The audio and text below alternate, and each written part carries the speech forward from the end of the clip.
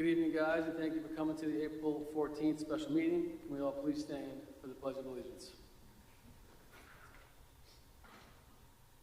I pledge allegiance to the flag of the United States of America, to the republic for which it stands, one nation, under God, indivisible, with liberty and justice for all. Thank you so much. Tonight we are joined by 7 of our trustees, our superintendent of schools, Dr. Timothy Harney, our assistant superintendent for curriculum instruction, Mr. Robert Haas, our assistant superintendent for finance and operations, Ms. Carrie Lockman, our assistant superintendent for personnel and PBS, Ms. Emily Ekstrom, and our district clerk, Ms. Suzanne Benedict. We do have one regular agenda item. I have a profile I'd like to read and introduce school leadership. Before we get into that, we just want to open it up for any community members who may want to approach the board and ask any questions.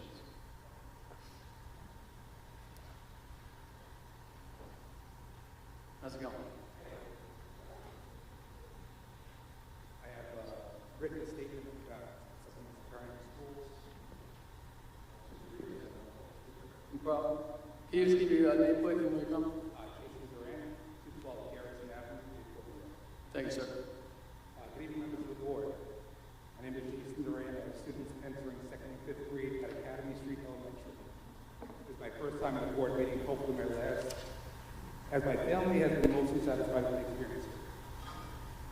I'm here to express my strong opposition to the recent proposal to reduce the number of classes in half of the grades at Academy Street, while simultaneously increasing class size by 50%. This change raises serious concerns about the quality of education, student well-being, and the long-term impact of our community. Adverse effects include, but are not limited to, the following: students competing for limited time resources, a reduction in instructional time, a meaningful decline in student engagement, increased stress on children and teachers, a less supportive environment for all students. While I understand that budgetary constraints and resource allocation are ongoing challenges, this approach appears to sacrifice educational quality in a way that can have lasting negative consequences. I urge the board to reconsider and explore alternative solutions that prioritize maintaining reasonable class sizes and supporting both students and teachers effectively. More personally, I know the children in the school. I have coached multiple team sports for 6 years. I know the parents in the school for the same reason. Hanging these kids up to dry for no reason other than an enrollment total is unacceptable. The majority of families that live in this neighborhood moved here with Academy Street in mind. The legacy families that were born and raised here remain here for the opportunity for their children to attend Academy Street. We weigh the cons of excessive property taxes, particularly school taxes, with the pros of small classrooms and better education. We expect that our children receive the same opportunity as the students a year older than, and this proposed change does not allow that. These proposed changes relegate Academy Street to ordinary from extraordinary and from exceptional to average. If you think we have an enrollment problem now, wait until Academy Street is the same as everywhere else, with twice the property taxes. You will send 30% of your enrollment out of town and another 10 to private schools. This proposal is extremely short-sighted and needs to be reconsidered immediately. I formally request an emergency board meeting to allow all parents of Academy Street to be notified of this proposed change and give them all the ability to voice their opinions and concerns before any other steps are taken towards this objective. Thank you for your time. Thank you so much. What I would just say is Dr. Harney did do a presentation last time and talked about the numbers. He did say it was a fluid number. We do have a board meeting coming up next Tuesday, so I would definitely get that information out. If the community members want to come, that would be a great opportunity to come that night and voice it, but it is fluid, and obviously we'll keep looking at the numbers. Thank you, sir. You can leave if you like, or you can stay. Appreciate it.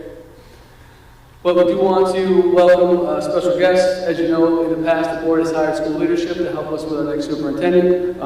Right now, she's going to join us. This is Ms. Kathy Weiss. She's going to join us to talk about the survey results and also how many people were, how many different groups in our community were met with. So without further ado, we'd like to introduce Kathy Weiss, and from there, we're going to talk about what's the profile of the next superintendent we want to. I have a voice. Oh, got it.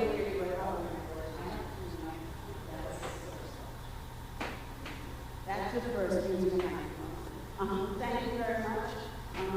On behalf of school leadership, my colleague, Dr. French, Cherry, and I had some really exciting days in the district. We were here all day and night, March 23rd and 24th, and because the Board of Education decided that they wanted as much input as possible, we not only had in-person meetings, we had a group meeting and a student meeting so that people would have the opportunity to provide input. We met with 19 different groups and individuals and people to receive input, and then an additional 220 members of the community and staff completed an online survey.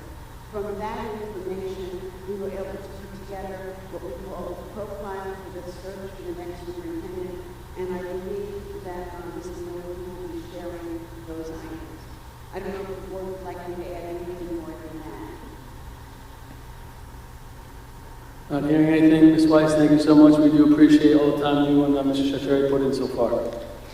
So, we do have one regular agenda. I will read the entire agenda, and then from there I would like to read the summary or the profile of our next superintendent that we'd like to see here in Bayport Blue Point. Whereas the Board of Education of the Bayport Blue Point Union Free School District has previously engaged the services of school leadership to assist in the search for the next superintendent of schools, and whereas school leadership previously convened stakeholder meetings to solicit input and feedback from staff, students, parents, and residents of the Bayport Blue Point Union Free School District regarding the next superintendent of schools. Now, therefore, be it resolved that the Board of Education of the Bayport Blue Point Union Free School District hereby authorizes school leadership to arrange the publication advertisements of the position of the superintendent of schools in Education Week and on the electronic platforms of regional, state, and national professional associations. Be it further resolved that the Board of Education hereby further authorizes school leadership to disseminate the recruitment letter in furtherance of the district search. Be it further resolved that the Board of Education hereby further authorizes the adoption of the specifications profile of the next superintendent of schools as prepared by school leadership, which includes but is not limited to the following specs. The successful candidate of the Bayport Blue Point Union Free School District next superintendent shall be an experienced teacher, building administrator, and instructional leader at the central office level, skilled in short and long-range planning activities, who is able to move an already successful district to an even higher level of achievement. An approachable, transparent, and respected leader with superior skills in oral, written communication, and an active listener who will be visible in the district, schools, and in the community at large. Collaborative administrator, proven integrity, capable of mentoring and working successfully with talented staff, an involved Board of Education, and a supportive overall school community. A student-focused administrator with a strong work ethic, proven leadership, skills in curriculum instruction, who is interested in making a long-term commitment to our school district. A proven leader who is knowledgeable in matters of school budgeting and finance and is able to explain them to an interested and involved school community. Now, hearing all that, can I have a motion to approve? Ms. Conley, second by Mr. Wright. Any further discussion?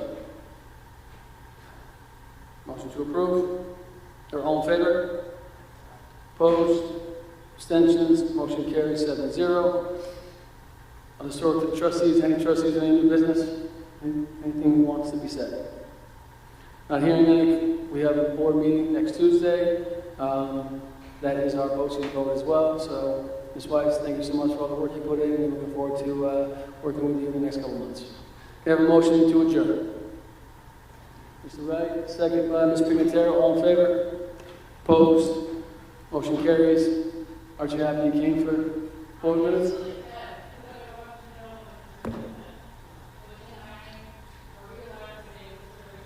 It's a good question, Ms. Weiss. What will we be doing with the survey?